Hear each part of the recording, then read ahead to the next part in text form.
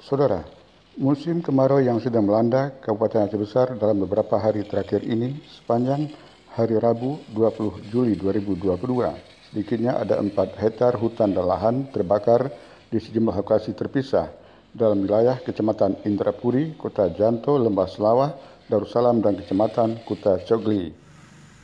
Kepala Pelaksana BPBD Aceh Besar Ridwan Jamil Sos MSI membenarkan tentang adanya peristiwa kebakaran tersebut dan semuanya api sudah berhasil dipadamkan oleh petugas dengan mengerahkan damkar dari pos yang terdekat dengan lokasi kejadian. Ia merincikan ada pun sejumlah lokasi yang terjadi kebakaran tersebut, yaitu kebakaran tumpukan sampah di Kampung Jeruk Balai, Kecamatan Indrapuri. BPBD Aceh Besar mengerahkan 1 unit armada pemadam kebakaran dari pos induk Sibreh ke lokasi kejadian.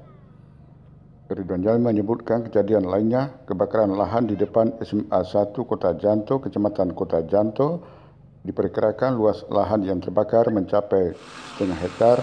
BPBD Aceh Besar mengerahkan 1 unit armada pemadam kebakaran dari pos Kota Janto ke lokasi kejadian. Kebakaran lahan juga terjadi di Kampung Sukadamai, Kecamatan Lembah Selawah. Perkiraan luas lahan yang terbakar mencapai 2 hektar. Upaya yang dilakukan BPBD Aceh Besar mengerahkan 1 unit armada pemadam kebakaran dari Pos Sare.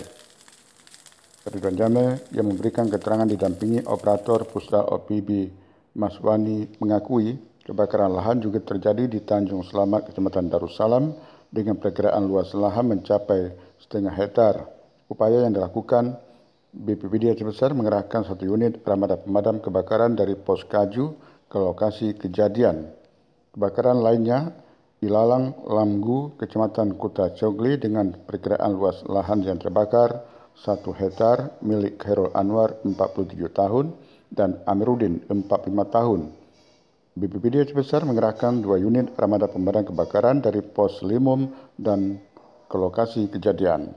Demikian tim liputan Dinamika Aceh melaporkan.